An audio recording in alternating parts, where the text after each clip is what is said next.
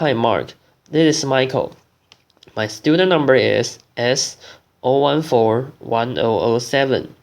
The speech title is I'm the son of a terrorist. Here's how I choose peace. And I'm the senior student at NCUE. So I'm going to read the TED Talk speech. I'm the son of a terrorist. Here's how I choose peace by Ebrahim. On November 5, 1990, a man named El Sayed Nasara walked into a hotel in Manhattan and assassinated Rabbi Meir Kahane, the leader of the Jewish Defense League. Nasara was initially found not guilty of the murder, but while serving time on lesser charge, he and other men began planning an attack on a dozen New York City landmarks, including tunnels, synagogues, and the United Nations headquarters. Thankfully, those plans were foiled by an FBI informant. Sadly, the 1993 bombing of the World Trade Center was not. Nasara would eventually be convicted for his involvement in the plot. Elsa Nasara is my father. I was born in Pittsburgh, Pennsylvania in 1983 to him, an Egyptian engineer, and a loving American mother and grade school teacher, who together tried their best to create a happy childhood for me. It wasn't until I was 7 years old that our family dynamic started to change. My father exposed me to a side of Islam that few people, including the majority of Muslims, get to see. It's been my experience that when people take the time to interact with one another, it doesn't take long to realize that for the most part, we all want the same thing out of life. However, in every religion, in every population, you will find a small percentage of people who hold so fervently to their belief that they feel they must use any means necessary to make others live as they do. A few months prior to his arrest, he sat me down and explained that for the past few weekends, he and some friends had been going to a shooting range on Long Island for target practice. He told me I would be going with him the next morning. We arrived at a Calverton shooting range, which unbeknownst to our group was being watched by the FBI. When it was my turn to shoot, my father helped me hold the rifle to my shoulder and explained how to aim at the target about 30 yards off. That day, the last bullet I shot hit the small orange light that sat on top of the target, and to everyone's surprise, especially mine, the entire target burst into flame. My uncle turned to the other man, and in Arabic said, Ibn Abu, like father, like son. They all seemed to get a really big laugh out of that comment, but it wasn't until a few years later that I fully understood what they thought was so funny.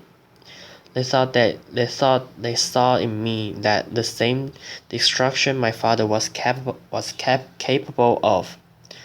Those men were eventually convicted of placing a van filled with 1,500 pounds of explosive into the sub-level parking lot of a World Trade Center's North Tower,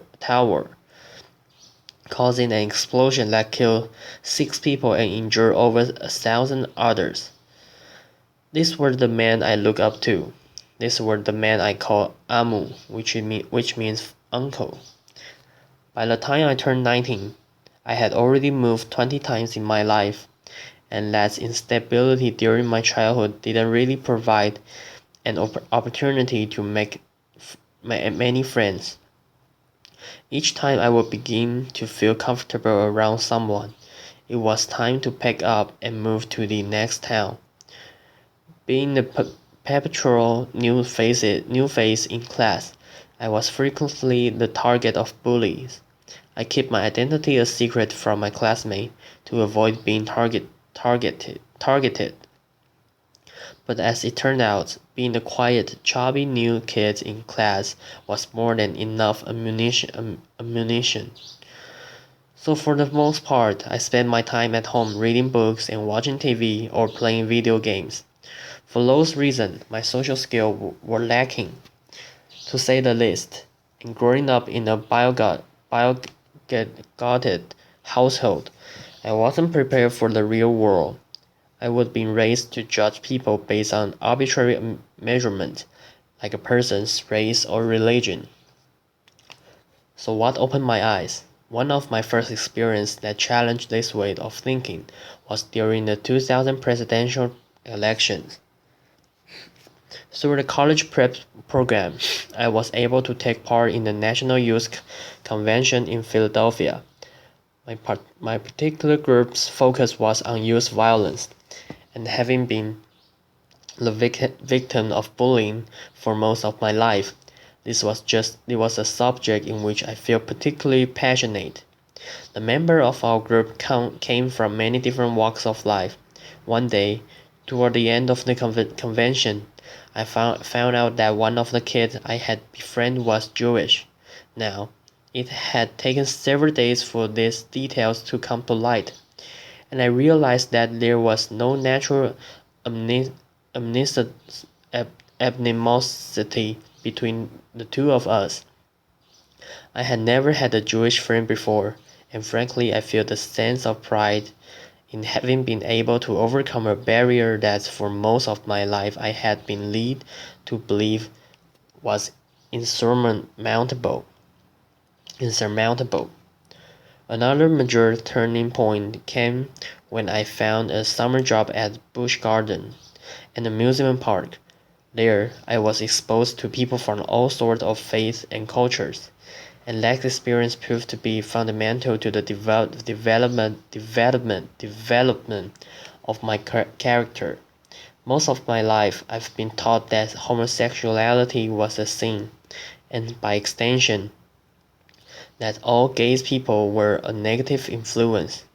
As change would have it, it had the opportunity to work with some of the gay performers at the show there, and soon found that many were the kindest, least judgmental people I had ever met. Being bullied as a kid created a sense of empathy in me toward the suffering of others, and it comes very unnaturally to me to treat people who are kind in any other way than how I would want to be treated. Because of that feeling, I was able to contrast the stereotype I had been taught as a child with real life experience and interaction. I don't know what it's like to be gay, but I'm well acquainted with being judged for something that's beyond my control. Then there was The Daily Show. On a nightly basis, Jon Stewart forced me to be intellectually honest with myself about my own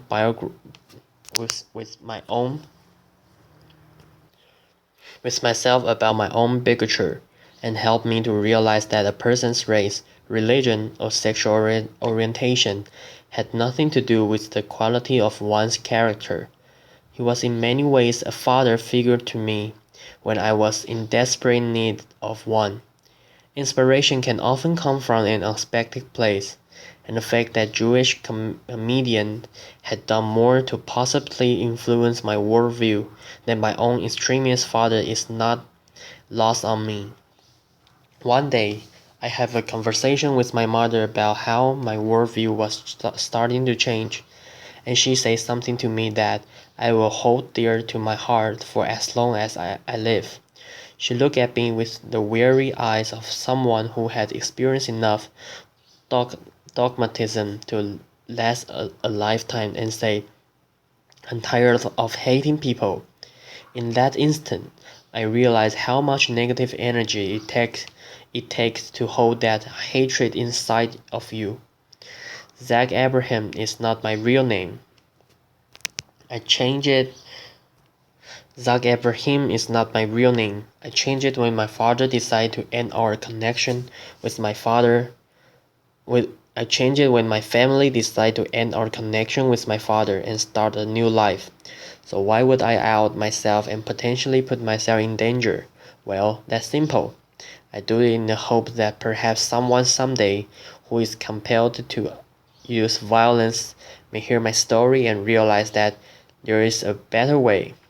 That although I had been subjected to this violence, intolerant ideology, that I did not become fantasized it. Instead, I choose to use my experience to fight back against terrorism, against the bigotry.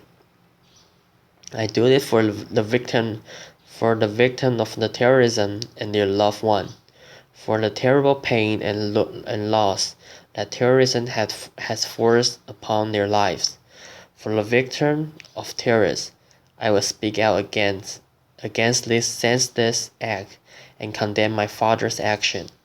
And with that simple fact, I stand here as proof that violence isn't inherent in one's religion or race, and the son does not have to follow the way of his father. I'm not my father. Thank you. Applause. Thank you, everybody. Applause. Thank you all. Applause. Thanks a lot. Applause. And this is the end of my speech. Thank you.